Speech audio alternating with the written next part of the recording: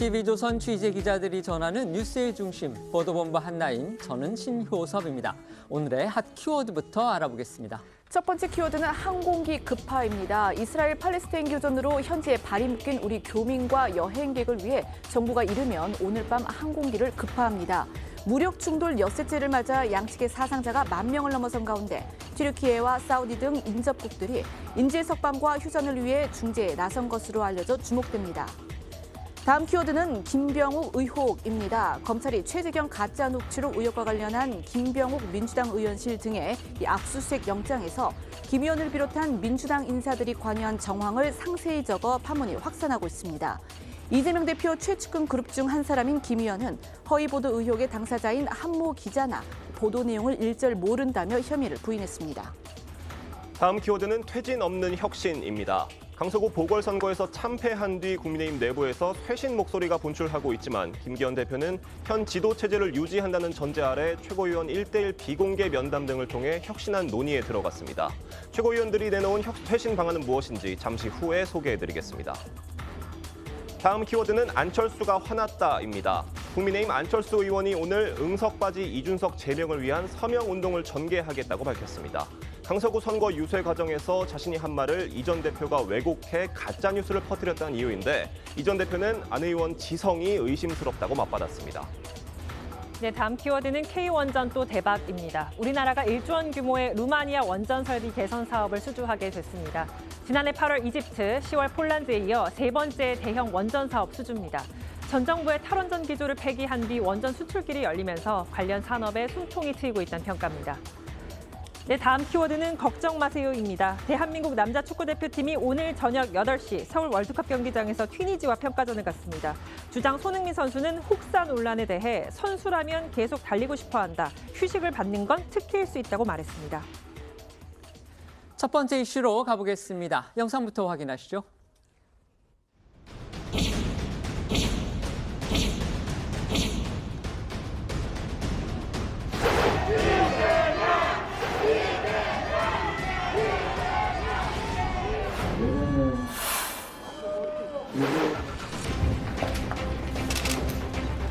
살라미식 쪼개기 기소로 야당 대표의 정치 행위를 방해하겠다는 의도 아닙니까? 저를 아무리 불러서 범죄자인 것처럼 만들어 보려고 해도 없는 사실이 만들어질 수는 없습니다.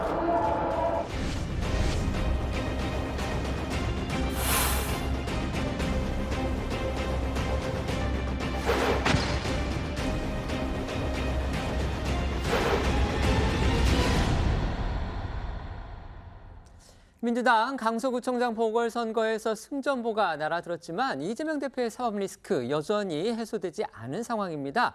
그래서 당 안팎에서 이 대표 체제에 대한 우려의 목소리는 여전한데요. 이 대표 오늘 당초 이제 선거법 관련 재판에 나갔어야 됐지만 나가지를 않았습니다. 네, 이게 오늘 오전 10시 30분 이재명 대표의 공직선거법 위반 혐의 재판이 열렸는데 이건 이제 계속 진행돼 왔던 재판이었죠. 이 혐의는 이 대표가 대선 당시에 그 대장동 의혹 핵심 관계자인 고 김문기 전 처장을 모른다고 그 이제 허위 발언한 것이 이제 문제가 돼서 그게 이제 재판에 넘겨진 건데 그걸 이제 다투는 부분인데 그런데 이재명 대표는요 모습을 드러내지 않았습니다. 대신 변호인만 참석을 해서 이 대표가 국정감사 일정으로 인해서 불출석했다라고 이유를 설명했는데 하지만 정작 이 대표는 이 단식 투쟁의 여파로 이 건강 회복이 늦어져서 오늘 국감 참석도 어려운 것으로 전해지고 있습니다. 이 대표 측은 오늘 재판에 앞서서 이 국감 일정으로 불출석 예정이다 이런 의견을 재판부에 표명하긴 했다고 합니다. 하지만 이 피의자가 본인의 개인 일정인데요. 어떻게 보면 그걸 이유로 해서 재판에 나서지 않는 거 과연 일반인들한테도 쉬운 일인지 또 가능한 일인지 생각해볼 문제는 맞는 것 같습니다. 네, 이 대표의 불출석에 재판부는 오늘 재판을 연기하겠다고 결정했습니다. 이후 재판은 공직선거법 재판 규정에 따라 이 대표의 출석 여부와 상관없이 진행하겠다고 못 박았다고 합니다. 그러니까 다시 또 안 나온다면 이제 걸석 재판이라도 하겠다는 건데 결국 재판부의 심경이 불편하다. 이거 읽을 수 있겠습니다. 네, 검찰 측도 지난 한 달간 재판이 공전됐는데 이번 재판도 공전될 가능성이 높다며 이 대표가 다음 기일에도 국정감사 기간 중으로 이 출석이 곤란하다는 입장으로 보인다고 반박했습니다. 또 검찰 측은 신속한 재판을 원한다면서 현재 격주로 진행되는 재판을 가급적이면 주 1회로 고려해달라고 재판부에 요청했습니다. 실제로 오늘 재판은요, 지난달 이 대표의 이 단시투쟁 여파 때문에 두 차례 연기된 끝에 약 7주 만에 재개된 그런 재판이었습니다. 이 대표의 불출석 때문에 또 이게 연기가 된 건데, 오늘 재판에서 김문기 관련 발언에 대한 심리는 마무리하고 이 백현동 관련 발언에 대한 심리에 들어갈 것이다, 이런 관측도 나왔지만 이 또한 불투명해 보입니다. 네, 지난 대선 과정에서 불거진 이 대표의 허위 발언 관련 혐의 재판은 지난 3월 3일 본격 공판에 들어갔었는데, 당시 재판부는 이 대표의 고 김문기 전 처장을 모른다는 발언, 그리고 백현동 특혜가 국토부의 요청이었다는 발언을 분리 진행하기로 했었습니다.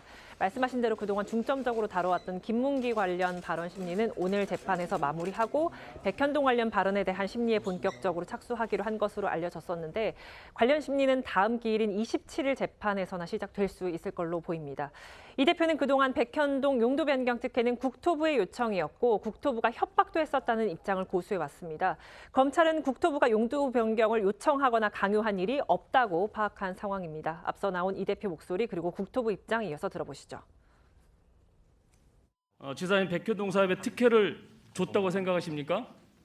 전혀 사실이 아닙니다. 그거는 국토부가 요청해서 한 일이고, 이걸 가지고 만약에 안 해주면 직무유기 뭐 이런 걸 문제 삼겠다고 협박을 해서, 국토교통부는 이 문제와 관련해서 직무유기로 문제 삼겠다고 협박했습니까? 그런 사실 없습니다. 이 대표 백현동 관련 허위 발언 혐의에 이어서 이제 어찌 보면 이 사건의 본류라고 할 수 있죠. 바로 백현동 특혜 의혹 관련해서 배임 혐의를 심판하는 그런 법정에도 서게 됐습니다. 네, 어제 저희도 이제 전해드린 대로 검찰이 어제 이 대표를 이 백현동 특혜 의혹 관련해서 배임 혐의로 불구속 기소를 했는데요. 이 혐의가 이제 이 대표가 민간업자에게 특혜를 몰아주고 성남 도계공을 사업에서 배제를 해서 뭐 성남시에 200억 원대의 손해를 끼쳤다, 이제 이 혐의인데요. 앞서 청구를 했던 이 대표 구속영장에는 백현동과 쌍방울 대북송금 그리고 위증교사 의혹까지 있었는데 그 중에서 그 세 개 중에서 백현동 사건부터 먼저 기소를 한 겁니다. 이로써 이 대표는 앞서 짚어드렸던 그 대선 과정에서 허위 발언을 한 혐의로 기소가 된 건, 건과 대장동 위례 의혹으로 기소된 건에 이어서 세 번째 기소가 되면서 이제 재판이 하나 더 추가가 된 셈입니다. 앞서 이 대표의 영장실질심사에서 재판부가 위증교사 혐의는 사실상 소멸된다, 이렇게 밝혔기 때문에 검찰이 먼저 이 위증교사 혐의를 기소하지 않을까, 이런 전망이 많았었죠. 하지만 검찰은 이제 백현동 건을 먼저 기소를 했는데 왜 그랬을까 배경이 궁금했습니다. 검찰이 관련해서 설명을 내놨습니다. 네, 검찰은 백현동 특혜 의혹으로 먼저 기소한 배경에 대해 이 증거 관계상 혐의 입증이 충분하기 때문이라고 밝혔습니다. 이 구속영장 발부는 구속 사유가 있느냐가 판단 기준이지만 이 본안 재판에서는 혐의를 입증하는 것이기 때문에 다른 문제라는 겁니다. 또 검찰은 백현동 특혜 의혹은 지방자치 권력이 자신의 경제적, 정치적 이익을 위해 민간업자에게 특혜를 몰아주고 성남도시개발공사의 이익을 배제한 시정농단 사건이라고도 주장했습니다. 어제 방송에서 이제 이 대표 측의 반론이 발표되지 않아서 저희가 전해드리지 못했었죠. 그런데 민주당 차원에서 반박이 나왔습니다. 네, 민주당에서는 검찰의 이 대표 기소에 대해 정치 검찰의 공소권 남용이라고 즉각 비판하고 나섰습니다. 강서구청장 보궐선거 패배로 윤석열 대통령 책임론이 부상하자 또다시 정치 검찰이 국면 전환의 구원투수로 나선 것이라고 강하게 주장했습니다. 관련해서 이 백현동 의혹과 관련해 앞서 나왔던 이재명 대표 주장, 그리고 이와 정면으로 충돌했던 한동훈 법무부 장관 주장 다시 한번 들어보시죠. 여러분은 이게 구속할 사유에 해당된다고 보십니까? 백현동 식품연구원 대통령이 2차례나 회의에서 지시한 사항입니다. 공문으로 저희가 보여드렸지 않습니까? 사업 이익을 더 나눠받지 못했으니 배임이다. 대한민국이 사회주의 국가입니까? 이재명이 하는 일에 대해서만 검찰은 갑자기 공산주의자가 되고 있습니다. 공사가 사업에 참여했을 경우에 얻을 수 있었던 최소 확정 이익 200억 원을 받지 못하게 돼서 공사에 최소 200억 원 상당의 손해를 가했다는 겁니다. 이 의원과 정진상은 연배가 높은 김인섬을 형님으로 호칭해왔고, 성남시장 재선 이후에는 이 사건 개발 사업 관련 청탁이 들어오자 보답을 해야 하는 공생관계였습니다. 말도 안 되는 옹벽 설치를 불법적으로 허가해줬습니다. 국민들께서 뉴스로 보시고 놀란 바로 그 옹벽이 맞습니다. 김인섭의 말도 안 되는 청탁을 들어준 겁니다. 네, 그제 열린 법무부 국정감사에서도 백현동 특혜 의혹과 관련해 민주당과 한동훈 장관의 충돌이 있었죠. 국감 상황도 영상으로 보시죠. 형님으로 호칭하고 부탁하고 보답해야 되는 공생관계, 이거 도대체 근거가 뭡니까? 검찰이 어떤 판단을 하고 있는지 보여드리는 건데 그게 문제가 있습니까? 제가 봤을 때 확증 편향을 갖고 계신 거예요. 위원님이야말로 죄가 없다는 확증 판단을 갖고 계신 거 아닙니까? 김경수 전 지사라든가 오거돈 시장, 안희정 지사 다 영장 기각됐었지만 실제로 중형받고 수감됐다는 점 말씀드립니다. 그런데 검찰이 이 백현동 의혹으로 이 대표를 불기소 기소하면서요, 병합 기소 이런 표현을 썼습니다. 이미 시작된 대장동 위례 사건 재판과 이 합쳐서 한 재판부가 심판해달라 이렇게 법원에 신청하겠다는 의미인 거죠. 그러니까 그 이유에 대해서 검찰 측은요, 이 백현동 사건과 대장동 위례 사건이 모두 이 대표가 성남시장 재직 시절 발생한 범행이기도 하지만은 이 개발업자와 브로커에게 개발 이익을 몰아주는 그 유사한 범행 구조를 가지고 있고 또 피고인들도 동인이기 때문에 이를 병합하는 차원에서 백현동 사건을 먼저 기소했다 이렇게 밝힌 겁니다.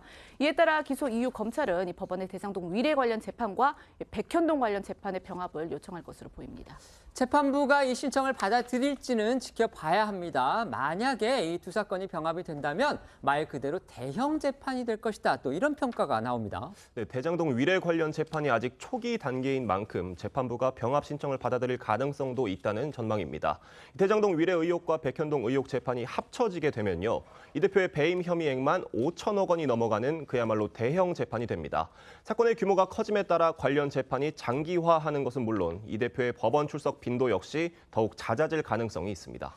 이 대표 오늘 선거법 재판만 해도 이제 국정감사 때문에 어렵다 이렇게 불출석 이유를 댔는데 앞으로도 이 당무를 이유로 삼아서 잦은 재판 출석에 대해서 문제를 제기할 가능성 충분히 있어 보이죠. 네, 일각에선 이 대표 측이 내년 총선을 앞둔 제1야당 대표라는 점을 부각하면서 이 잦은 재판 출석이 물리적으로 불가능하다고 항변할 것이라는 관측도 내놓고 있습니다.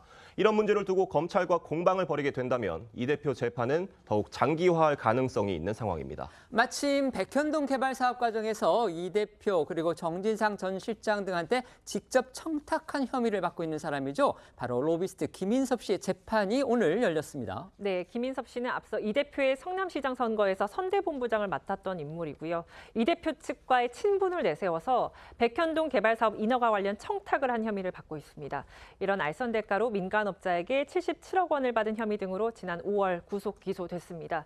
김 씨는 다음 달 초 구속기한 만료를 앞두고 지난 9월 보석을 청구했고요. 지난 10일 인용되면서 풀려난 상황입니다. 오늘 오전 10시에 김 씨가 석방된 뒤 첫 번째 재판이 열린 건데 김인섭 씨 오늘 재판에 출석하면서 기자들의 질문에 아무런 답을 하지 않았습니다. 영상으로 보시죠. 부분은 좀 인정을 하세요? 이재명 대표하고 좀 그 뒤에 연락하신 적은 있으신가요? 안녕하세요. 이재명 대표 불구속 기소됐는데 관련해서 입장 한마디 부탁드립니다. 보석도 첫 공판인데 힘내셔야죠. 혐의 여전히 부정하시나요? 청탁했다는 혐의 인정하세요? 이재명 대표와 김인섭 씨는요, 줄곧 서로 연락을 안 한 지 오래된 사이다 이렇게 주장해 왔습니다. 이제 이 대표도 백현동 의혹의 피의자로 이제 기소가 되면서 과연 김인섭 씨가 앞으로 있을 재판에서 키맨 역할을 할지 이 부분이 주목됩니다. 사실 그동안 대장동이나 쌍방울 대북선거 의혹의 경우에 이 수사나 재판이 진행되는 과정에서 유동규 전 본부장이나 김성태 전 쌍방울 회장 등 이른바 그 키맨들의 변심이 큰 영향을 미쳐왔잖아요. 이 백현동 의혹의 경우 말씀하신 것처럼 김인섭 씨가 이 대표의 그 유죄 여부를 가를 핵심 역할을 할 수 있는 상황이기도 하기 때문에 당연히 김 씨의 태도에 관심이 쏠릴 수밖에 없는데요. 앞서서 이 서로의 친분을 부인해온 이재명 대표와 또 김인섭 씨 목소리 이어서 들어보시겠습니다. 우리 이 후보님의 또 성남시장 선거 선대 본부장을 하신 분이 이 개발 시행업체에 영입이 되니까 자연녹지에서 4단계를 띄워가지고 준주거지가 되면서 용적률이 5배가 늘고. 저는 연락도 잘 안 되는 사람이 말씀을 일단 드리고 성남시에 최대한 이익을 확보하는 조건으로 국토부와 식품연구원이 요구하는 대로 법에 따라서 용도를 바꿔준 겁니다. 나하고 정진상하고 친하지도 않는데 110몇 차례나 통화를 했겠어요? 솔직히 이재명하고 나하고 별로 안 친해요. 나를 싫어했는 거 정말 몰라서 2010년도부터는 거의 배제된 상태인데. 이재명 대표의 사법 리스크에 또 하나가 추가될 수 있다. 이런 관측도 지금 나옵니다. 바로 어제 저희도 전해드렸던 대선 당시의 가짜 뉴스 관련 수사인데요. 수사의 종착점이 이 대표를 향해서 본격적으로 좁혀지는 그런 모양새입니다. 네, 대선 당시 가짜뉴스 관련 수사 내용부터 먼저 정리를 한번 다시 해드리면요. 이 대선을 코앞에 두고 한 인터넷 매체가 부산저축은행 관계자와 윤석열 대통령이 이 검사 시절 상관이었던 최재경 전 대검 중수부장의 대화 내용이라며 한 녹취록을 공개를 했고요. 이를 근거로 윤 대통령이 검사 시절 대장동 일당의 수사를 무마해줬다고 주장했습니다.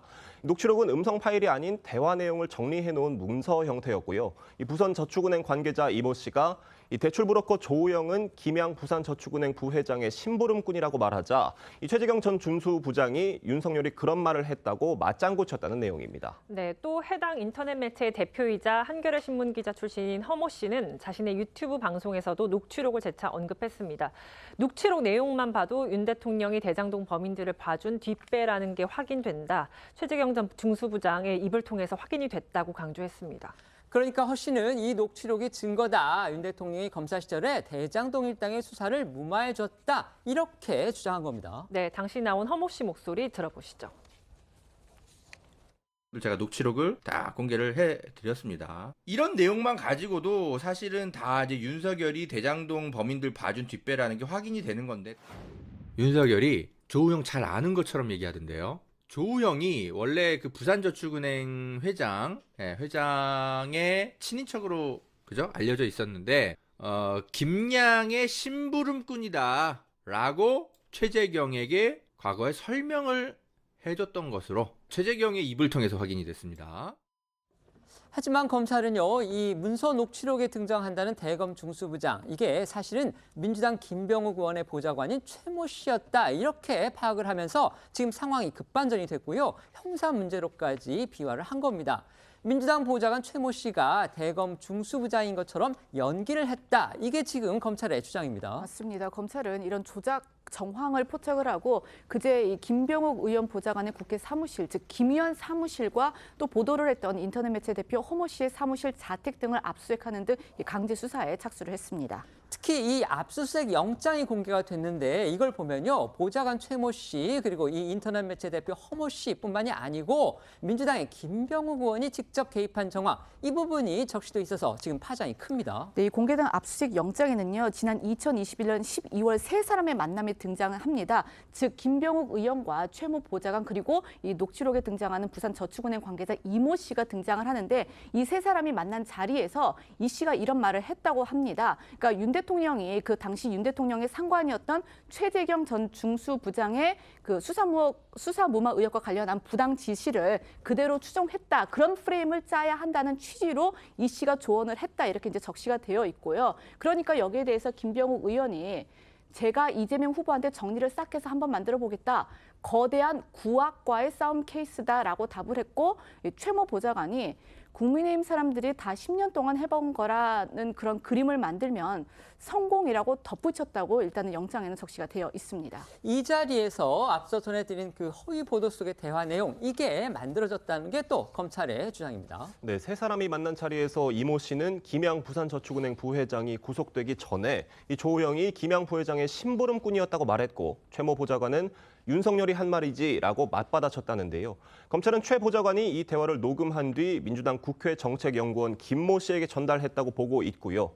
이 대선이 임박하자 최 보좌관과 김모 씨가 이를 인터넷 매체 대표 허모 씨에게 전달하면서 허위 보도가 탄생했다고 보고 있습니다. 그러니까 말한 사람은 최모 보좌관인데 녹취록에는 마치 그게 최재경 전 중수부장이 한 것처럼 그렇게 이제 둔갑이 돼 있다. 지금 이런 겁니다. 이처럼 이렇게 민주당 측으로부터 녹취록을 전달받은 인터넷 매체 대표가 대선을 코앞에 두고서 윤석열 수사 무마 후 바로 이 부분에 대해서 허위 보도를 했다. 이게 지금 검찰의 판단인 겁니다. 자, 그럼 김병욱 의원은 어떤 입장인지 이것도 궁금합니다. 네, 김병욱 의원은 이모 씨와 최모 보좌관을 만났던 건 맞는데 2년 전 일이라 잘 기억이 나지 않는다는 입장으로 전해졌습니다. 허위 보도를 한 인터넷 매체 대표 허모 씨는 전혀 알지 못하며 허 씨가 보도한 내용 또한 이번에 처음 알게 됐다고 주장한 것으로 알려졌습니다. 인터넷 매체 대표 허 씨는 자신의 유튜브를 통해서 대검 중수부장의 발언이 맞는지 여러 차례 확인을 거쳤다면서 대선에 영향을 미치려 했다면 자신 같은 소규모 독립 매체를 택했냐고 의혹을 부인하고 있습니다. 수사가 이제 진행되면 사실관계 좀 더 구체적으로 드러나겠죠. 결국 관건은 이 민주당 보좌관이 대검 중수부장으로 둔갑하는 가짜 녹취록이 만들어지는 과정에서 과연 누가 더 관여한 인물이 있는지, 혹시 이들의 윗선이 있었던 건 아닌지, 진짜 이 부분이 이제 문제의 핵심으로 등장을 할 겁니다. 네, 다만 검찰은요, 이 보좌관 신분인 최모 씨가 이 과정을 주도했을 가능성은 작다고 보고 이 윗선 개입 가능성을 염두에 두고 수사 중인 것으로 알려졌는데요. 검찰은 먼저 이번 압수수색을 통해서 그 압수물 분석이 끝나는 대로 최모 보좌관과 인터넷 매체 대표 허모 씨 등을 불러서 조사를 하고 또 김병욱 의원이 관여했는지도 살필 것으로 보입니다. 어제도 전해드렸지만요. 이 지금 논란이 되고 있는 김병욱 의원, 이재명 대표의 최측근 그룹인 7인회의 멤버입니다. 또 대선 과정에서 이 민주당 안에 설치돼 있던 화천대유 토건비리 진상규명 특위, 바로 이 특위의 위원장도 맡고 있었습니다. 때문에 관련 의혹이 김병욱 의원보다 더 윗선, 그러니까 이재명 대표까지 향할 가능성, 이 부분이 또 조심스럽게 제기가 되고 있는 겁니다. 네, 말씀하신 대로 김병욱 의원은 대선 당시 민주당 화천대유 특위위원장을, 최모 보좌관은 상황실장을 맡아 활동을 했었는데요. 이들이 조작에 개입한 게 사실이라면 의혹을 규명한다면서 진상규명 특위에서 활동했던 사람들이 오히려 가짜 의혹을 만들어내서 유권자를 속인 셈이 되는 거고요. 여기에 대선 당시 불거졌던 윤 대통령 수사무마 의혹은 이재명 대표와 민주당 인사들, 야권 지지자들을 통해 확대 재생산이 됐었는데요. 때문에 국민의힘에서는 이 대표가 허위 보도에 대해 사전에 교감하고 조율했을 것이라는 의심도 제기하고 있는 상황입니다. 이 대선 당시 나왔던 윤 대통령 수사무마 의혹 관련 공방 다시 들어보시죠. 조은영한테 커피는 왜 사주셨어요? 왜 타주셨어요? 저는 그 사람 본 적이 없습니다. 아니, 참. 희한하네요. 갖다 붙이려고 10년 전 것까지. 저는 윤석열 게이트다, 이게. 윤석열의 몸통이다, 이렇게 생각합니다. 대선 당시에 윤석열 대통령, 그러니까 윤석열 당시 검사죠. 이 검사의 수사 무마 의혹과 관련해서 허위 보도 수사, 이게 지금 검찰이 진행을 하고 있는데 결국 그것이 향하는 것은 민주당의 윗선일 것이다. 그렇다면 결국 이재명 당시 대선 후보로 향할 것이다. 이런 관측까지 나오고 있습니다. 이렇게 보는 이유는요. 압수수색 영장에 이제 김병욱 의원이 부하과의 싸움을 만들어 보겠다, 이런 말을 통해서 직접 관여한 그런 정황이 적시가 돼 있고, 그다음에 이 대표에게 뭔가를 전할 것처럼 또 이런 내용이 들어가 있는 겁니다. 과연 이런 부분에 대해서 그러면 결국 당시 이재명 대선 캠프 전반에 대해서 수사가 확대될 가능성까지 점쳐지고 있는 건데, 민주당으로서는 좀 부담스러울 수도 있을 것 같아요. 어떻게 보십니까? 부담, 이렇게 이제 언론에서 계속 나오게 되면 부담은 되지요. 검찰이 어떤 의도성을 가지고 가는 건데 또 이재명 대표인가? 라는 생각에 그냥 이제 좀 질린다고 해야 될까요? 그러니까 뭐 어떤 사실의 접근보다는 그냥 타켓이 정해졌어요. 그러니까 제일 처음에 잘 생각해 보십시오. 신앙림 씨 그 인터뷰로 시작해서 이게 지금 뭐 리포액트 허 기자와 최모 보좌관까지 거기까지 간 것까지는 좋아요. 그런데 거기에다 김병욱 뭐 의원인데 당시에 화천대유 TF를 맡았던 건 김병욱 의원이 성남 지역구 의원이고요. 오랫동안 그 지역 사정을 잘 압니다. 그렇기 때문에 의원으로서 위원장을 맡았던 거고, 최모 보좌관은 오랫동안 김병욱 의원과 성남에 있으면서 시민단체 운동을 해서 인연이 있던 것이고요. 그다음에 보면은 화천대유 당시에 언론 보도에서 나왔던 부분이 있습니다. 그게 이제 김만배 씨의 진술에 의해서 이런 언론 보도가 나오다 보니 이걸 조사해보자 해서 대선 캠프에서 당연히 조사를 했던 것이고요.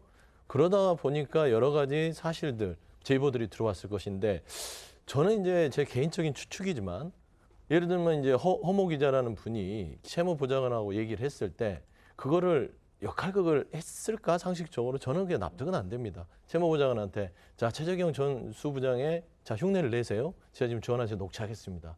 이건 아니죠. 그럴 것 같으면 대역 사서 하죠. 그게 더 훨씬 더 알리바이도 깔끔하고 좋겠죠. 근데 제 생각에는 허모 기자가 아마 최모 보좌관이 화천대유의 여러 가지 정보들을 알고 있으니까 그걸 대화하는 과정 속에서 들은 거를 전원을 직원처럼 아마 그렇게 했었을 수도 있다라고 좀 저는 추측이 되고, 김병욱 같은 경우는 좀 의아한 게 지금 검찰이 조사하는 바는 3월에 지금 신한립 씨 인터뷰에 어떤 이런 부분들이 허위가 있다라는 걸 조사하는데, 지금 김병욱 의원의 녹취는요, 재작년 12월에 있었던 것입니다. 그래서 시점 자체가 너무 길어요. 그러니까 재작년 12월하고 3월이면 4개월 전에 있었던 거기 때문에 이런 시점들도 좀 마뜩치 않은데, 이게 또 검찰이 이 사안만 했으면 좀 이거 뭐지? 불안했을 텐데 또 이재명 대표야? 라는 측면에서는 또 열심히 하시겠구나.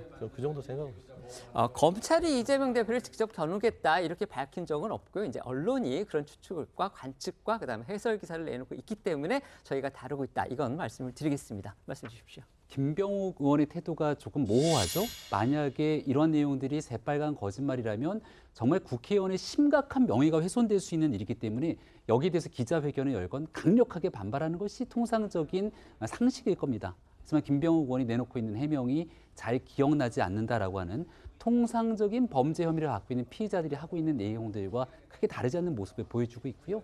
이 일은 2021년 12월 달의 일이라고 합니다만은 이미 2021년 9월 달에 대장동에 관련된 문제가 불거졌을 9월 15일에 김만배 신앙님의 녹취가 만들어진 게 그 당시 일입니다. 그때부터 불거졌던 일들의 이 문제를 해결해 나가는 핵심적인 키로 조우영이라는 사람이 등장하게 되는데 그 뒤에 있는 2월 JTBC 보도가 나왔을 때도 결국 조우영의 멘트를 통해서 이야기들이 연결이 되고 뉴스타파까지 다 조우영으로 연결이 됩니다. 하지만 조우영 씨 본인은 그런 얘기를 한 적이 없었다고 이야기함에도 불구하고 10년 전에 있는 상황을 끌어다 부산저축은행 상황을 봐줬다라고 하는 프레임을 만들게 되거든요.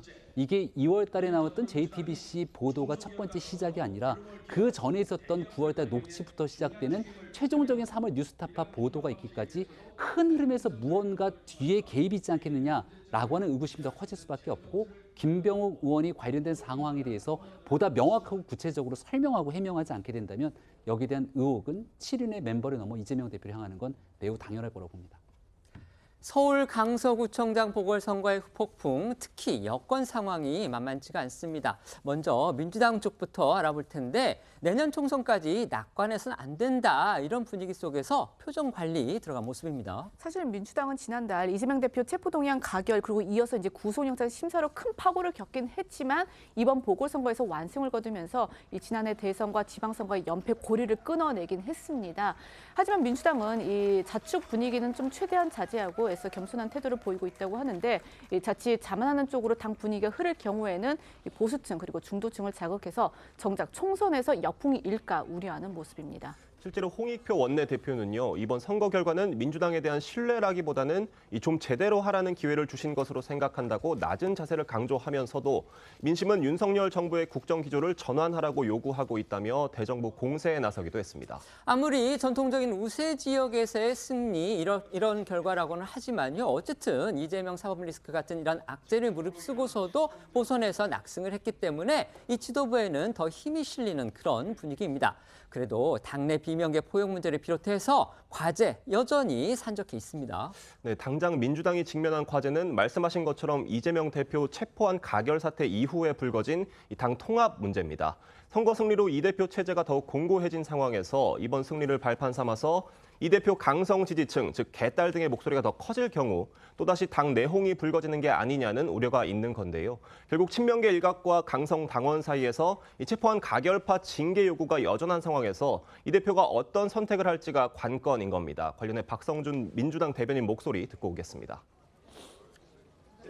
민주당을 제일 과제는 역시 민생이다. 그리고 당 내부 통합이다. 우리가 분열하면 특히 윤석열 정권에게 반사 이익을 제공하는 것이기 때문에 통합, 단합에 대한 강조가 있었습니다. 반면 예상보다 큰 표차로 패배한 국민의힘에서는요, 쇄신 요구가 지금 터져 나오고 있습니다. 지도부가 이를 어떻게 수렴해서 결과를 내놓을지가 주목이 되고 있는 건데 당장 김기현 대표가 오늘 오전부터 본격적으로 당내 의견 청취에 들어갔습니다. 네, 김기현 대표는 오늘 오전부터 당 최고위원들과 1대1 개별 면담을 갖고 당 쇄신과 관련한 의견을 들었습니다. 당초 국민의힘은 오늘 오전 긴급 최고위를 열어서 혁신기구 출범과 인재영입위원회 발족, 총선기획단 조기 출범 등을 의결하고 발표할 것으로 알려졌었는데 비주류 등을 중심으로 이에 대한 반발 기류가 감지되면서 김기현 대표가 방향을 틀어서 더 속 깊은 얘기를 듣겠다는 명분 아래 원내대표, 최고위원 등 지도부 전원과 차례로 1대1로 만나기로 한 겁니다. 김 대표를 만난 지도부 인사들은 당대표실 앞에서 기자들과 만나 선거 결과를 통해 드러난 민심을 받아들인다 이렇게 입을 모았습니다. 그러면서 책임감 있는 고강도 쇄신 대책이 필요하다 이렇게 얘기를 하면서도 지도부 인적 쇄신 등 구체적인 논의 사항에 대해서는 비공개 단계라며 말을 아꼈습니다. 관련해 목소리 듣고 오겠습니다. 당연히 책임감은 가져야 되겠지만 어떠한 방식으로 우리가 좋은 모습을 국민 여러분들께 보여드리는 것이 책임지는 것인지에 대해서는 고민해봐야 될 것이라고 생각하고 있습니다. 이번 선거 결과로 드러난 민심을 아주 무겁게 받아들여야 한다라는 데 있어서 공감대를 이뤘고요. 대표님께서도 쇄신에 대한 의지와 진정성이 분명하시다는 것을 제가 확인했기 때문에 어떤 결단을 하실지 조금 지켜보고 기다리겠습니다. 국민회의는 선거 결과가 확정된 어제 이제 비공개 최고위원 회의를 열었죠. 시간은 10분이 채 되지 않았는데 그런데도요, 이 쇄신책 놓고서 충돌 양상이 벌어졌다고 합니다. 김기현 대표가 어제 오전 최고위에서 이렇게 이제 이야기를 했죠. 선거 결과를 존중하고 겸허하게 받아들여서 성찰하면 더욱 분골쇄신하겠다.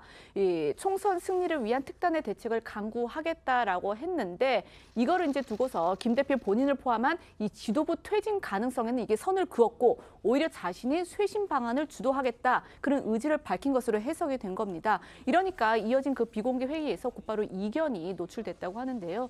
이 복수의 참석자에 따르면 한 최고위원이 보다 적극적으로 책임지는 모습을 보여야 한다. 이 선거 패배 책임을 지고 사무총장을 비롯한 주요 당직자가 사퇴를 해야 한다. 이렇게 주장을 하니까 여기에 대해서 이제 다른 인사가 맞받아치길 민주당은 이재명 대표의 사법 리스크에도 저렇게 버티는데 우리는 너무 저자세다라면서 반대하고 나선 것으로 전해졌습니다. 이 논쟁이 격화할 조짐을 보이자 김 대표는 서둘러 8분 만에 회의를 끝냈고요. 일부 지도부 인사는 회의 직후 김 대표를 따로 만나서 임명직 당직자 총사퇴를 건의했다고 합니다.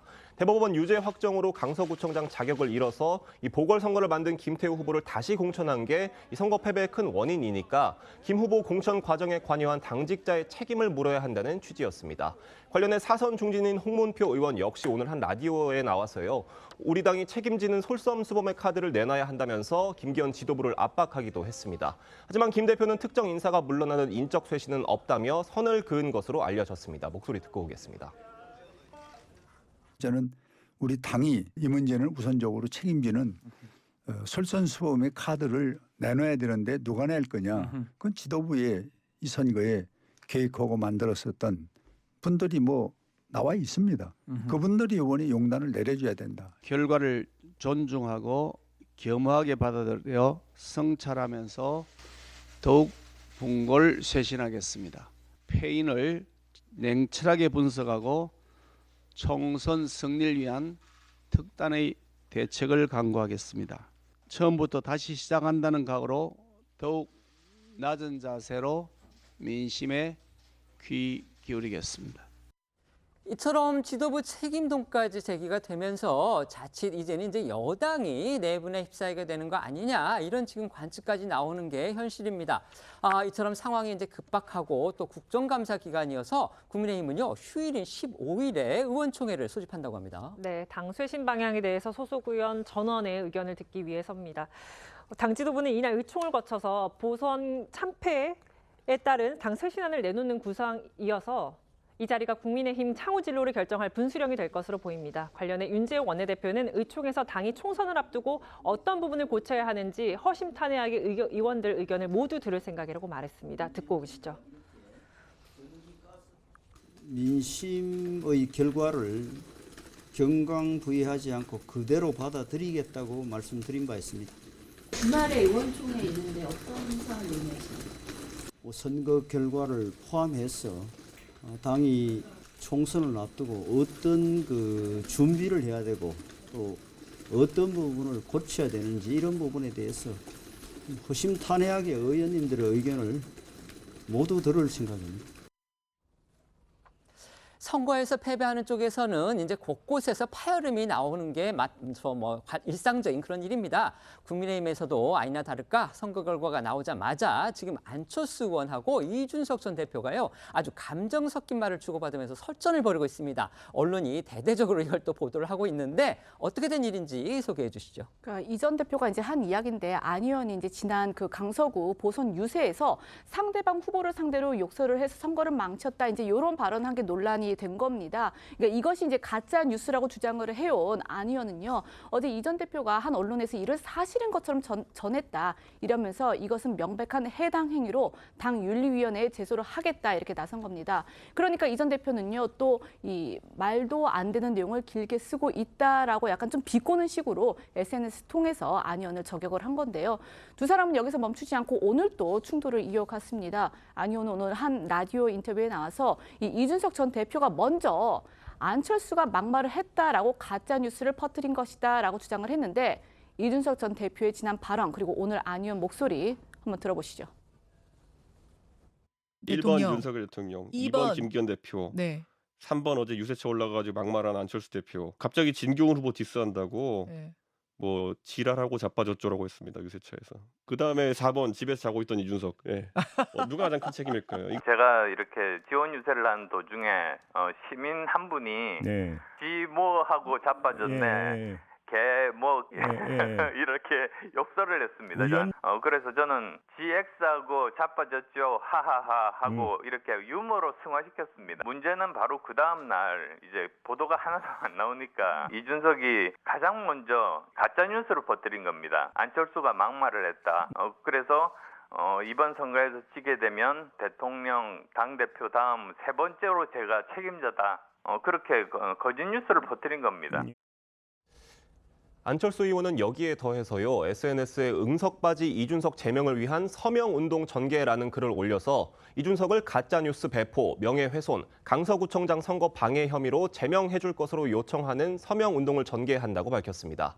이런 안 의원의 공세에 맞서 이 전 대표도 SNS를 통해서 안 의원이 보궐선거 패배 책임론 앙케이트 조사에서 그다지 많은 표를 얻지 못해서 아쉬운지 총선 패배의 선봉장이 되려고 하는 것 같다 이렇게 반박했는데요. 그러면서 안 의원이 욕설을 해놓고 시민 탓을 한다며 서명운동 열심히 해서 선거에 필요한 개인정보 많이 모으시라 이렇게 밝혔습니다. 두 사람의 감정 섞인 공방에 대해서 결국 국민의힘 안팎에서 쓴소리가 나왔습니다. 네, 윤희숙 전 국민의힘 의원이 오늘 라디오에 나와서 두 사람을 향해 둘 다 어른 아닌가라면서 자제해야 한다고 목소리를 높였습니다. 듣고 오시죠. 지금 당이 지금 자빠졌네 논쟁에 들어가야 되냐. 지금 둘 다 어른 아니에요, 사실. 한 분은 전 대표까지 하셨고 한 분은 또 우리 당의 또 어른이시고. 네. 지금 그런 얘기를 할 때는 아니고 지금 저는 언론들도 그런 거 받아주면 안 된다고 생각합니다. 아무리 가십성이지만 두 분 좀 자제하셔야 돼요. 저기 안철수 의원은 무게감이 있는 의원 아닙니까? 대선 주자였고. 그렇죠. 근데 굉장히 언짢으실 때 그거를 탁 이렇게 여기까지라는 그 마음의 기제가 좀 약하신 것 같아요. 지금 저 말씀하실 때는 아니죠. 선거에 이긴 쪽이나 진 쪽이나 모두 지금 여러 가지 부담을 안고 있는 게 사실입니다. 먼저 민주당 같은 경우 아까 저희가 기자들이 말씀을 해드렸지만 결국 이재명 대표가 앞으로 당을 이제 화합하는 쪽으로 갈 것이냐 아니면 자신의 어떤 체제를 더 공고하기 위해서 이른바 이제 강성당원들의 의사를 반영을 해서 이른바 체포한 가결한 찬성한 사람들 그런 의원들에 대해서 뭔가 배제하는 쪽으로 갈 것이냐 이게 지금 주목이 됩니다. 어떻게 갈 것으로 예상하십니까? 결론부터 말씀드리면은 포용하고 화합하는 쪽으로 이재명 대표가 말씀하셨어요. 10월 9일 날 강서구 재보궐선거 지원 유세를 10분간 이제 병원에서 퇴원하면서 잠깐 들으셨죠. 그때 했던 말이 그겁니다. 이 윤석열 정부의 거대한 담을 작은 차이를 극복해서 또 하나의 협력과 화합하면서 넘어가자. 이거거든요. 이게 지금 작은 차이라고 생각하시나 보죠? 그러니까 저는 그런 메시지로 읽고 있습니다. 그러니까 그리고 주변에서 그렇게 읽고 있고요. 그러니까 대표는 지금 현재 비명계나 지금 가결을 던졌던 의원에 대한 행위에 대해서 그냥 작은 차이로 규정을 한 거예요. 그랬다는 것은 돌아와서 그 부분에 대해서는 포용하고 통합하고 화합하는 것들을 약속을 한 거기 때문에 저는 제 생각이 아니라 대표가 그렇게 얘기했기 때문에 돌아오면은 그 작업부터 시작할 것 같아요. 그래서 더 이상 강성 지지층들이 물론 있겠지만 잠재고 가지 않겠습니까? 알겠습니다. 김치구 의원님께는 오늘 사실 김기현 대표 만나셔서 이제 얘기를 하셨습니다. 하지만 제가 굳이 이제 조금 그 얘기를 여쭤보지 않겠습니다. 고맙습니다. 제가 좀 방향을 틀어서 사실 지금 국민의힘 내부에서 뭐 쇄신 목소리 많이 나오고 있습니다. 그런데 이번 선거는 사실은 윤석열 정부에 대한 심판이었다. 이게 지금 야당의 주장이고요. 다음 총선은 결국 윤석열 정부의 중간 선거가 될 수밖에 없다. 그렇기 때문에 이번 선거로 인해서 앞으로 어떻게 바뀔 것이냐에 대해서 주목해야 될 대상은 사실 국민의힘보다는 용산 대통령실이다. 이런 시각이 많은 것도 현실입니다. 이거에 대해서 어떻게 생각하십니까? 만약 그 전제를 그대로 따라가게 된다면 국민의힘은 수동적으로 끌려가게 되는 굉장히 좀 책임감이 없는 정당처럼 비춰질 수 있다고 생각을 합니다. 집권당이기 때문에 훨씬 더 당이 국민적 눈높이에 맞춰서 중도의 민심, 수도권의 민심이 어떻게 시시각각 변하는지를 아주 빠르게 확인을 해야 되고요. 여기에 당이 가져가야 되는 가장 중요한 메시지와 행보들에 대해서 보다 국민적 눈높이에 맞춰 움직이게 된다면 정부도 용산 대통령실도 당연히 이러한 국민의힘의 방향과 합을 맞춰갈 수 있을 겁니다. 건강한 긴장 관계 또 협력 관계 등을 바탕으로 당정 간의 갈등이 아니라 국민적 눈높이를 맞춰가게 되는 변화와 혁신이 가장 중요할 때이기 때문에 지금은 단단한 안정감을 기반으로 모든 걸 다 바꿀 수 있다. 정말 생존을 위해서 변화하고 혁신해야 된다는 처절한 감정들을 김기현 대표를 비롯한 모두가 갖고 있기 때문에 조속한 시일 내에 총선을 앞두고 있는 국민의힘의 확실한 변화를 위해 할 수 있는 모든 걸 다 할 예정입니다. 그래서 국민의힘은 바뀔 텐데 대통령실은 어떻게 될까요? 국민의힘이 그렇게 바뀌어가는 과정들을 대통령실이 뒷짐지고 지켜만 보진 않을 거라 생각하고 대통령실의 행동까지도 같이 함께 맞물려서 소통하는 앞으로의 과제들 이런 모든 것들이 다 변화의 내용에 들어가 있을 거라고 저는 생각합니다. 알겠습니다. 나흘째 여야의 공방이 이어지고 있는 국회 국정감사 현장도 살펴보겠습니다. 역시나 오늘도 지금 상임위 곳곳이 시끄러운 상황입니다. 네, 오늘은요 이 감사원을 대상으로 하는 법사위 그리고 중앙선거관리위원회를 대상으로 하는 행안위, 국가보훈부 등을 대상으로 하는 정무위 등 총 10개의 상임위에서 국정감사가 진행이 되는데요.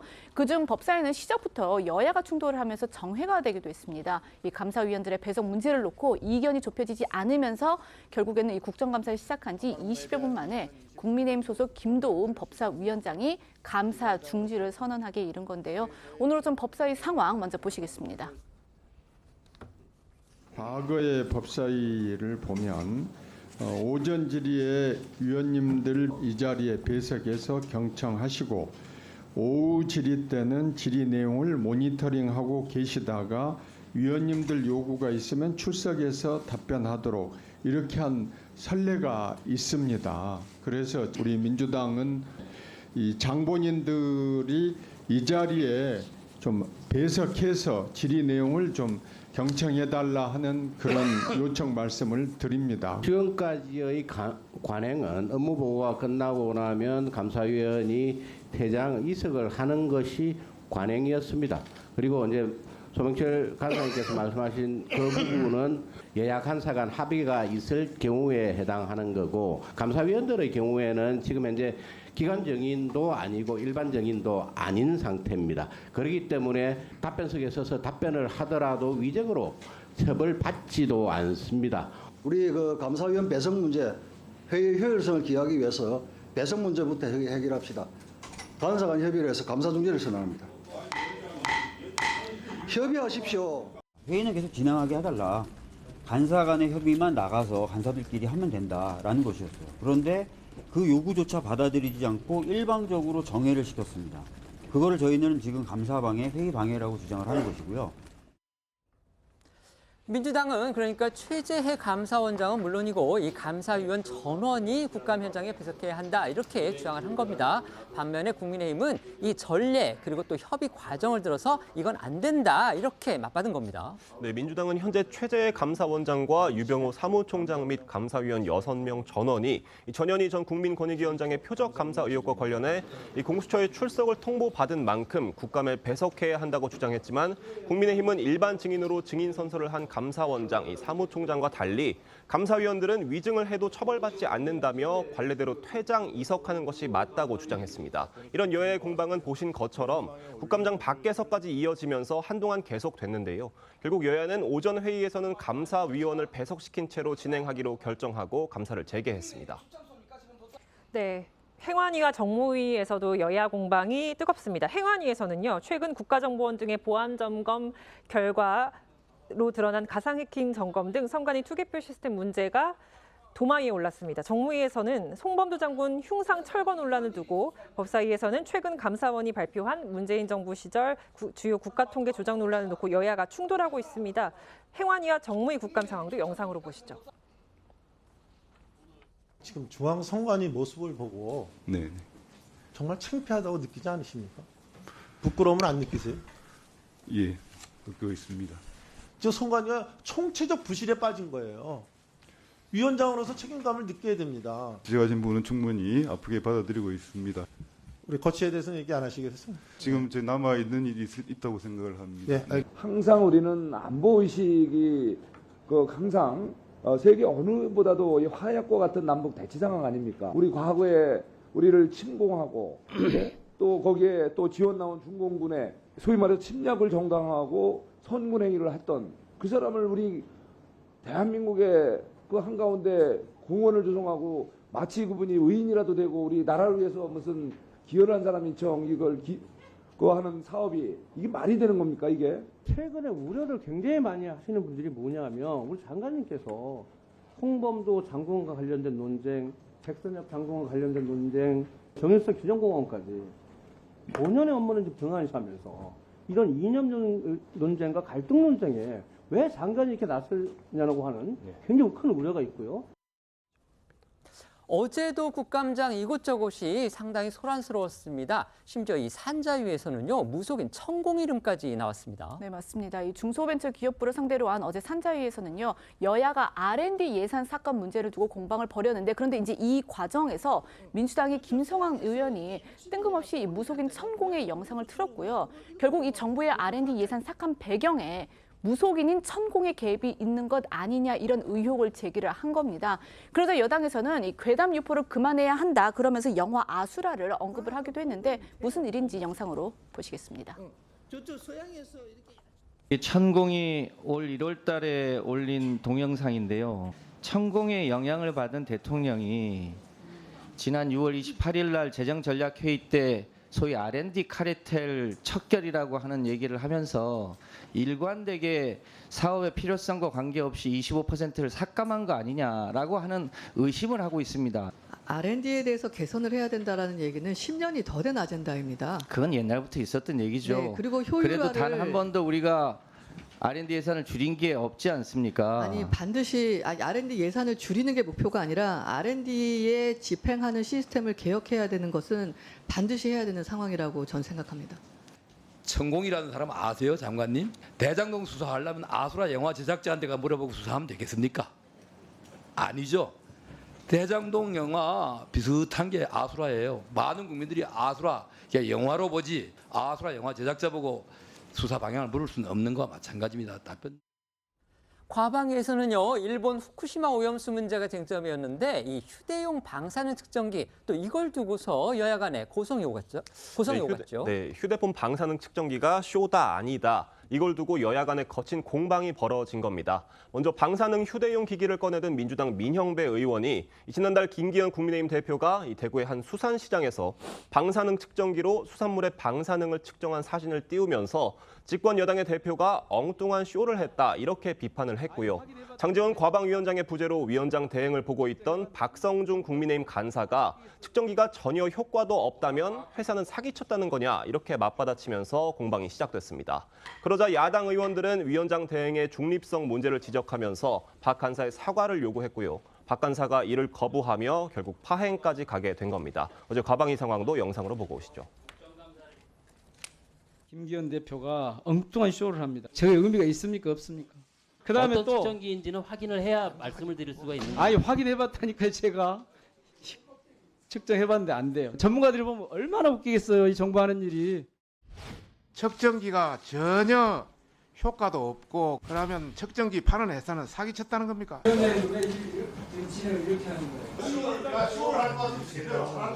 무슨 쇼를 해? 기계에 따라 다른 거지. 그러면 500만 원 이상 기계 측정기를 아무 효과도 없는 쓰레기 기계를 파는 겁니까? 그건 아니잖아요. 무슨 근거로 그런 식으로 얘기해요? 사과할 이유가 없습니다. 네, 환노위에서는요, 국민의힘 의원이 여야 의원들 모두에게 사과하는 일도 있었습니다. 맞습니다. 박대수 국민의힘 의원인데요. 이미자 그리고 이수진 의원 이 두 사람이 환노위의 간사라고 하는데 두 사람의 말다툼을 지적을 했다가 오히려 사과를 하게 된 거죠. 네, 국민의힘 이미자 의원이 민주당 이수진 의원과 이제 윤석열 정부의 노동 정책을 두고 언쟁을 벌였는데 박대수 의원이 두 의원에게 자제를 요청하면서 여성 의원 두 분이 환노위 망신을 다 시키고 있다 이렇게 말을 하면서 논란이 됐습니다. 민주당 이수진 의원은 박 의원이 굳이 여성이라고 지칭한 부분을 두고 성차별적이라면서 문제를 제기했고요. 박 의원은 너무 보기 싫어서 말이 툭 튀어나왔다고 해명하면서 사과했습니다. 영상 보고 오시죠. 여성 두 간사가 양심껏 자기 표현의 자유를 한 것을 가지고 정인으로 나오라고 한다는 것은 이건 또 다른 갑질이라고 저는 생각합니다. 논의도 전에 여당 간사께서 죽어도 출석 못 시키겠다라고 하시는 것은 저는 참 이해가 안 갑니다. 윤석열 대통령이 노동시장 이중구조 개선하겠다고 해놓고 뒤에서는 노동자 때려잡고 얘기 들으세요. 들어요 좀. 예의를 지키십시오. 여당 간사가 돼가지고 지금까지 그렇게 태도가 뭡니까? 일을 빗달리하지 마십시오. 자, 의원님들 증인 협상도 안 하고 증인 체크 안 하고 자제해 주시고요.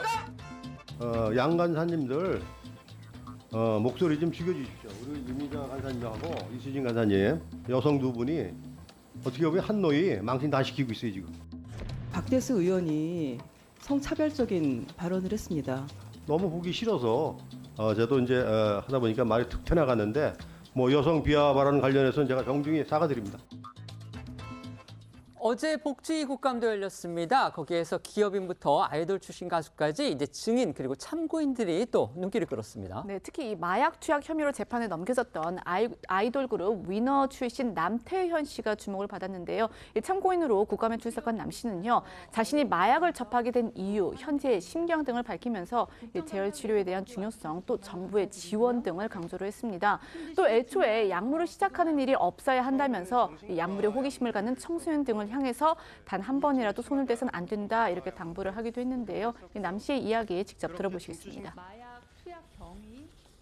네, 안녕하세요. 가수 남태현입니다. 대마초를 시작으로 해서 이제 필로폰까지 접하게 되었고요. 지금은 현재 인천 다르크라는 재활 시설 센터에서 입소해서 지내고 있어요. 네. 제가 현실에서 마주하는 것이 너무나도 처참해요. 도와달라, 살려달라 이런 식으로 연락이 정말 많이 오는데 저희는 수용할 공간이 없고 정부에 이렇게 지원을 좀 간곡히 부탁드리겠습니다. 국정감사 상황 저희가 이제 뭐 며칠 전에 드리고 있는데 계속 소란스러운 상황만 보내드려서 저희도 사실 민망하긴 합니다. 지금까지 국감 상황 어떻게 평가하십니까? 21대 국회의 마지막 국정감사죠. 사실 국회의원들의 마음이 지역구에 있는 총선에 가 있는 것 아니냐라고 비판해도 할 말이 없을 정도로 국정감사에 좀 집중되는 모습들이 아닌 것 같습니다. 이게 정쟁을 떠나서 국민의 삶에 관련된 일들로 국정감사에서 뭔가 국민을 위한 대책들을 쏟아낼 수 있는 일들이 있어야 박수를 받을 텐데 남은 국정감사 기간 동안 여야 모두 국민에게 박수 받을 수 있는 국감이 될 수 있도록 조금 더 노력해야겠다라는 말씀드리겠습니다. 네. 보면은 21대 마지막 국정감사는 맞아요. 근데 이게 윤석열 정부 들어서 여야가 골이 깊어졌다라는 걸 봅니다.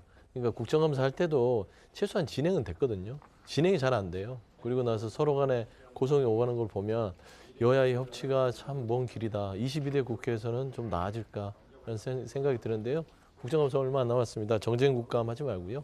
진짜 국정감사 했으면 좋겠다. 그런 말씀드립니다. 네. 지금부터는 어쩌다 이런 일이 코너로 이어가겠습니다.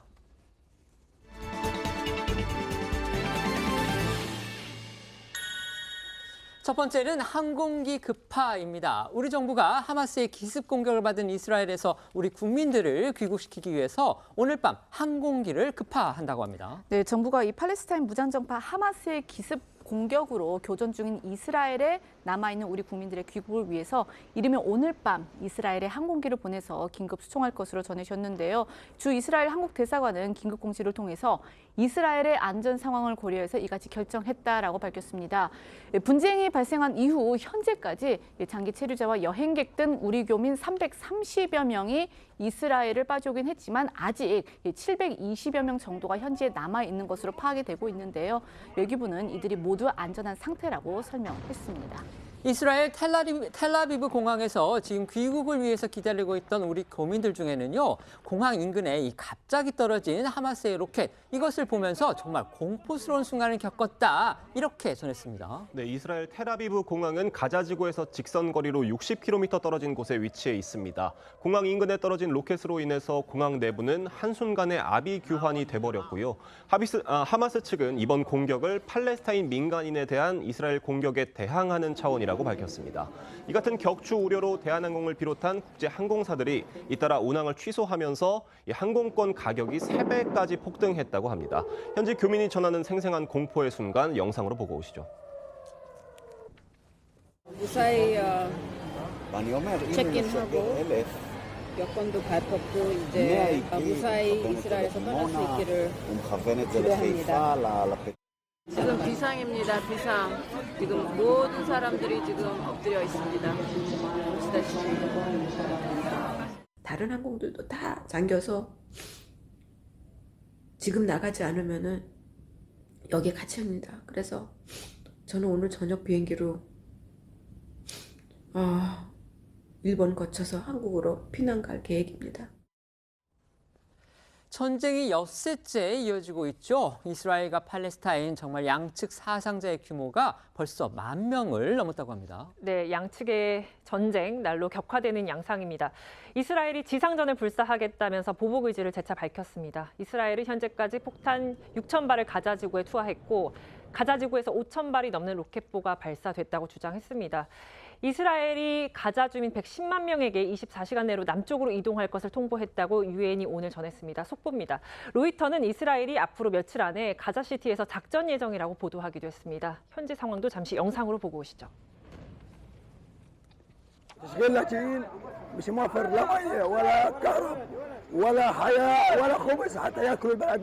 حسبي الله ونعم الوكيل عليهم شرنا وشردوا اهالينا مش عارفين من الروح.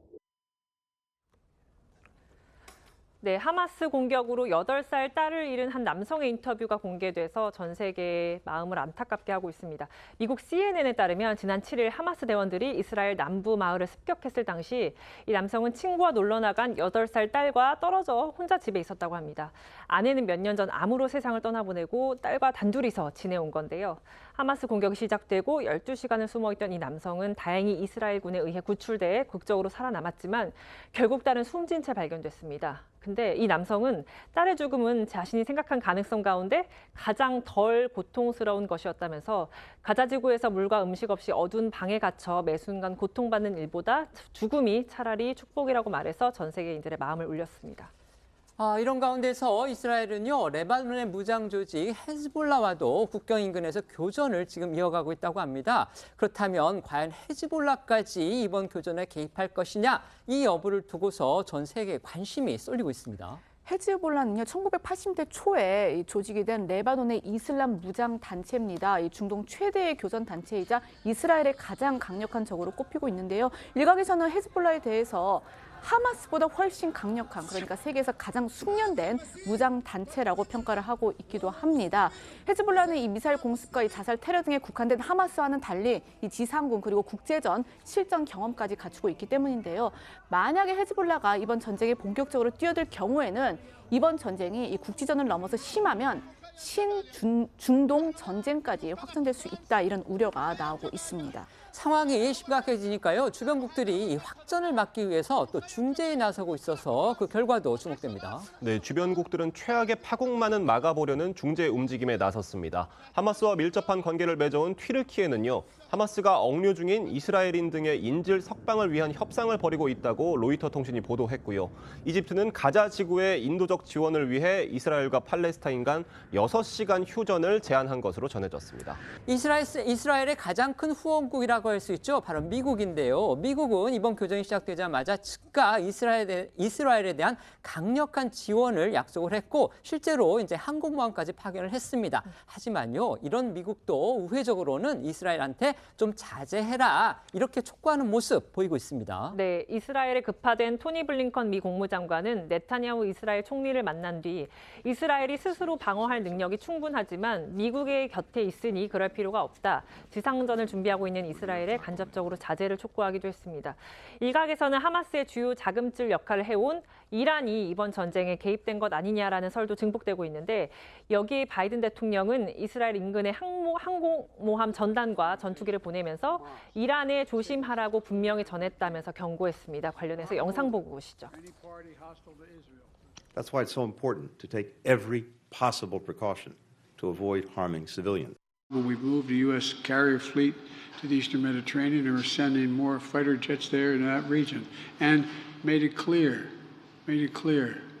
to the Iranians, be careful. 그런데 이 와중에요, 트럼프 전 미국 대통령이 이 폭탄 발언을 던져서 또 도마에 올랐습니다. 네, 트럼프 전 미국 대통령이 이 하마스의 공격에 맞서 교전 중인 이스라엘을 비난을 하고 또 아까 저희가 이제 말씀드린 그 레바논 무장 단체, 그 하마스와 연대하는 레바논 무장 단체인 헤즈볼라에 대해서 매우 똑똑하다라고 칭찬을 해서 이 당 안팎에서 비난을 받고 있는 겁니다. 또한 이 과정에서 이스라엘 국방부 장관을 향해 멍청이라고 이제 지칭을 하기도 했는데요. 이 트럼프 전 대통령의 발언을 두고 백악관 측은 성명을 통해서 위험하고 제정신이 아니다라고 직격을 하기도 했습니다. 하마스가 이스라엘 공격을 위해서 2년 동안 치밀하게 준비했다 이렇게 밝힌 일이 있죠. 이런 가운데서 일각에서는 이들 전쟁이 강 건너 불구경은 아니다, 남일 같지 않다 이런 우려 섞인 반응들이 또 나오고 있습니다. 네, 온라인과 SNS에서는요, 이스라엘과 팔레스타인 전쟁이 6.25 전쟁을 연상케 한다는 일부 의견들도 나왔습니다. 하마스가 지난 7일 유대 안식일 새벽에 이스라엘을 기습 공격한 것을 두고 6.25 전쟁이 일요일 새벽 북한군의 기습 남침으로 발발했다는 점이 유사하다는 겁니다. 관련해서 김승겸 합참의장은 어제 국정감사에서요, 북한이 앞으로 전쟁을 일으키면 이와 유사할 것이란 점에서 시사점이 많다면서 9.19 군사합의 관련한 질문에 비무장지대 일대의 비행금지 구역 설정으로 감시 범위가 제약받고 있다고 답변하기도 했습니다. 군 작전 전반을 지휘 감독하는 합참의장이 공개적으로 9.19 군사합의에 대해 불만을 터뜨린 것은 이번이 처음이라서 눈길을 끌고 있습니다. 9.19 합의에 대한 불만은 여당에서도 나왔습니다. 오늘 윤재호 국민의힘 원내대표는 하마스가 북한산 무기를 사용하는 것으로 확인됐다고 주장하면서 9.19 군사합의 효력 정지를 검토해야 한다고 말했습니다. 김승겸 합참의장과 윤재호 국민의힘 원내대표 목소리 듣고 오시죠. 북한이 앞으로 전쟁을 일으킨다면 이와 유사하게 할 것이다라는 부분에서 더욱더 시사점이 많고 교훈을 찾아내야 될 것들이 많다고 생각합니다. 비행 금지 구역이 설정이 되어 있기 때문에 감시 범위가 시간적으로 공간적으로 제약을 받고 있는 상황입니다. 이스라엘을 기습 공격한 하마스가 로켓과 소총 등 북한산 무기를 사용하고 있는 것으로 확인되었습니다. 북한이 비민주주의 진영의 국가들의 재래식 무기를 공급하는 것은 외화거리를 넘어 핵미사일 기술을 확보하는 루트가 됩니다. 북한은 하마스가 북한제 무기를 사용했다는 의혹에 대해 반박하고 나섰습니다. 오늘 중앙통신을 통해서 미 행정부가 무근거한 자장낭서를 내돌린다면서 비난했습니다. 이스라엘 팔레스타인 교전 상황이 벌어진 뒤에 지금 여권을 중심으로 해서 나오고 있는 주장 중에 하나가 바로 남부 9.19 군사합의의 효력을 정지해야 한다. 바로 이겁니다. 그 이유는 이제 여러 가지인데요. 가장 핵심적인 내용은 9.19 남부 군사합의 때문에 우리 군이 북한군의 움직임을 잘 포착할 수가 없다. 이거는 개전이나 이런 움직임을 갖다가 우리 군이 알아내기가 힘들기 때문에 우리 군에 절대적으로 불리한 합의다. 지금 이겁니다. 저희가 전에 드렸듯이 신원식 국방부 장관이 기자들과 만나서 이 가능성을 말한 데 이어서 오늘 윤재호 국민의힘 원내대표, 그러니까 여당의 원내대표입니다. 여당의 원내대표가 9.19 군사합의 효력 정지를 검토해야 한다. 이렇게 한 발 더 나간 얘기를 내놨기 때문에 이게 상당히 의미가 있어 보입니다. 이거 어떻게 평가하십니까? 네, 맞습니다. 지금 이 뉴스를 지켜보고 계신 대한민국 국민들 입장에서도 이스라엘에서 벌어지고 있는 전쟁 상황이 남의 나라 얘기처럼 들리지 않는 결정적인 이유가 북한이 이 국제사회를 위해서 하고 있는, 국제사회를 향해서 보이고 있는 이 위협적인 측면들이 있기 때문인데요. 이 9.19 군사 합의를 통해서 우리의 안보를 스스로 해치는 문제가 발생하게 된다면 여기에 대한 전면적인 검토가 필요한 건 매우 당연한 상황일 겁니다. 이 지난날 문재인 정부에 몸을 담았던 이제 민주당 인사들 같은 경우는 이마저도 정쟁처럼 문제를 제기할지 모르겠습니다만 북한이 언제든지 도발하면서 대한민국의 안보에 위해를 가할 수 있는 상황들을 고려하게 된다면 정치적인 상황들이 뒤로 물리고 우리의 안보를 지키기 위해서 9.19 군사합의 등에 대한 측면 여기에 대해서는 정말 여야가 합심해서 우리 국민을 지키겠다는 의지를 함께 피력했으면 좋겠다는 말씀을 꼭 드립니다. 민주당에서는 아직 이제 공식적인 반대 입장은 내놓지 않고 있습니다. 하지만 반대하겠죠. 어떤 논리가 될까요? 일단은 이제 이 새로운 정부, 윤석열 정부에서는 힘에 의한 평화입니다. 그건 뭐 지금 주장하는 바잖아요. 하지만 문재인 전 정부에서는 전쟁 없는 평화입니다. 그렇기 때문에 조금 갈등을 줄여가자는 의미에서 9.19 군사합의를 했던 것이에요. 이건 뭐냐면 조금이라도 군사적 충돌을 막는 장치를 만들자는 것인데 일단은 저는 이스라엘과 하마스의 전쟁 부분들은 이 부분이 우리에게도 올 수 있는 상황이기 때문에 안보태세를 굳건해야 되는 것은 여야 막론하고 똑같습니다. 하지만 전쟁의 불안감들을 고조시키는 행위. 지금 9.19 군사합의를 파기하는 것은요. 조금 아직은 시기상조예요. 저는 왜 그렇게 생각하냐면 이거는 군사적 충돌을 없애자고 최소한의 장치를 마련해 놓은 건데 이거를 덜어내버리면 지금 군사적 충돌을 아주 표면하는 거거든요. 그러니까 윤석열 정부의 힘에 의한 평화 존중합니다. 그렇기 때문에 민주당이 얘기하지 않습니다. 이거는 정부의 기조니까요. 하지만 9.19 군사합의는 지금은 조금 더 섬세하고 세심하게 접근해야 될 필요가 있다. 좀 그런 말씀 좀 드리고 싶습니다. 네. 두 번째는요, 영웅이의 사과입니다. 가수 임영웅 씨가 공개 사과를 했다고 합니다. 이거 무슨 사연인지 궁금합니다. 네, 새 디지털 싱글 Do or Die로 컴백한 이 가수 임영웅 씨가요. 어제 한 음악 방송에 출연을 해서 지난달 진행됐던 전국 투어 콘서트 티켓 예매에 실패한 팬들을 위해서 사과의 뜻을 전한 겁니다. 임영웅 씨는요, 티켓팅에 참여해준 모든 분들께 감사드린다. 실패한 분들이 훨씬 많을 텐데 그분들에게 위로의 말씀을 전하고 다음 기회에 성공하시길 바란다라고 밝혀서 이게 또 이제 화제를 모으게 된 겁니다. 가수가 직접 사과에 나설 정도다. 결국 그만큼 이제 예매 경쟁이 치열했다. 이런 말이겠죠. 네, 임영웅 씨는 오는 27일부터 전국 투어 콘서트를 개최를 하는데요. 지난달 진행한 서울 공연 티켓 예매 당시 단 1분 만에 역대 최대 트래픽을 기록하면서 예매 사이트 서버가 마비되는 상황까지 발생했었습니다. 표를 구하기가 어려운 만큼 수백만 원의 암표까지 등장하고 심지어 이를 악용한 암표 사기 피해도 발생할 정도였습니다. 티켓팅 열기가 뜨거웠었는데 그것에 못지않게요. 이번에 발표한 그 신곡 역시 반응이 또 뜨겁다고 합니다. 네, 임영웅 씨의 이번 신곡 Do or Die는요. 국내 주요 음원 플랫폼에서 누적 스트리밍이 84억 회를 넘어서서 역대 2위에 올라섰고요. 뮤직비디오 조회수는 200만 뷰를 돌파했습니다. 임영웅 씨는 어제 음악방송에 출연해서 손가락을 돌리며 추는 포인트 안무를 선보였는데 강력한 비트와 중독성 강한 이번 신곡 영상 함께 보고 오시죠.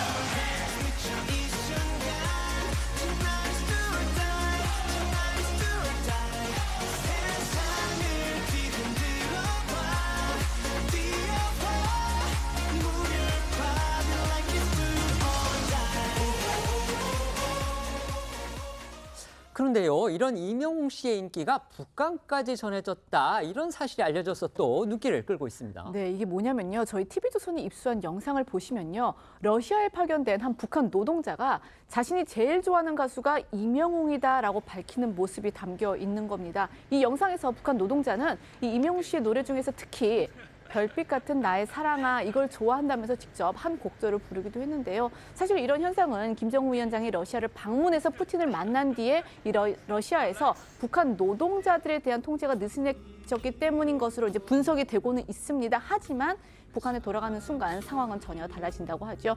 관련해서 영상 보시겠습니다. 당신이 얼마나 내게 소중한 사람인지 밤하늘에 빛나는 별빛 같은 나의 사랑아 분명히 너를 인사 내가 좋아한다 이 노래도 좋아한다 소중한 하늘에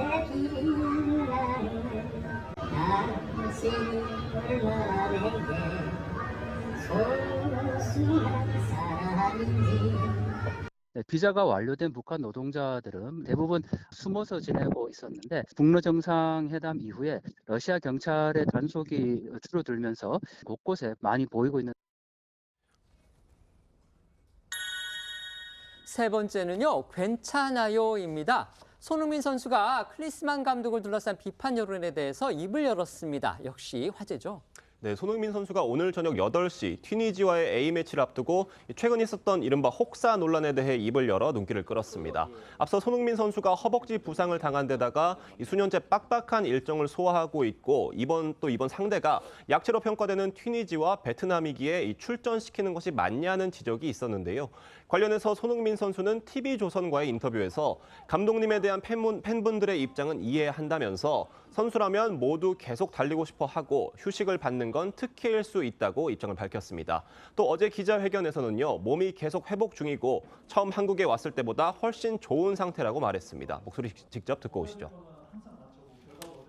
어떻게 보면 이게 경기보다 어떻게 보면 이게 좀 더 얘기가 많이 돼가는 것 같아서 조금 걱정이 분명히 되실 것 같은데 네, 오늘 훈련은 참가를 할 예정이고요. 훈련을 하면서 또 컨디션을 보고 또 어떤 저희가 몸 상태인지 또 확인할 수 있는 시간이어서 지금은 제가 도착했을 때보다 훨씬 더 좋은 상태고 또 오늘 훈련을 하면서 또 제 컨디션을 체크할 예정입니다. 저희가 얻어내야 될 것들은 분명히 결과들이라고 생각을 하고 이런 좋은 분위기를 이어서 11월 월드컵 예선 또 아시안컵을 또 좋은 분위기 속으로 출발할 수 있었으면 좋겠습니다. 손흥민 선수는 대표팀에 소집된 이후에 이제 부상 회복에 집중을 했던 것으로 그렇게 알려졌습니다. 오늘 튀니지전을 앞두고서요, 어제 첫 훈련을 소화하는 모습을 보여서 출전 가능성이 높은 거 아니냐, 지금 이런 관측 나오고 있습니다. 네, 손흥민 선수는 지난 7일 잉글랜드 프리미어리그 경기를 마치고 지난 9일에 입소했는데요. 첫 사흘 동안은 훈련 대신 사이클을 타거나 마사지를 받는 등 회복에 집중하다가 어제 훈련을 소화하면서 출전 가능성을 키웠습니다. 이를 두고 안쓰럽다, 부상 위험이 높은 상황이라 출전 시간 조절이 필요하다는 등 그런 의견들이 빗발쳤는데 여기에 클리스만 감독은 특정 선수를 제외하는 일은 없다고 밝힌 바 있고 손흥민 선수도 논란에 입을 열면서 출전 의지를 밝혔습니다. 손흥민 선수의 출전 여부 정말 관심이 쏠리고 있죠. 오늘 경기를 펼칠 튀니지가 만만치 않을 수 있다, 이런 전망도 나오더군요. 네, 튀니지는요, 아프리카의 복병으로 쉽지 않은 상대로 꼽히기도 합니다. 이 튀니지의 경계 대상 1호 당연히 월드 클래스인 손흥민 선수겠는데요. 이 튀니지 카브리 감독은요, 손흥민 선수를 향해서 전 세계에서 제일 잘하는 공격수 중 하나라고 평가를 하기도 했습니다. 손 선수는 TV조선과의 인터뷰에서 이 경기장에서 다 쏟아부어서 팬들에게 100%, 120% 즐거움을 선사하겠다, 이런 각오를 밝히기도 했습니다. 오늘 저녁 8시에 서울 월드컵 경기장에서 열리는 A매치 튀니지전은요, TV조선이 단독 생중계할 예정입니다.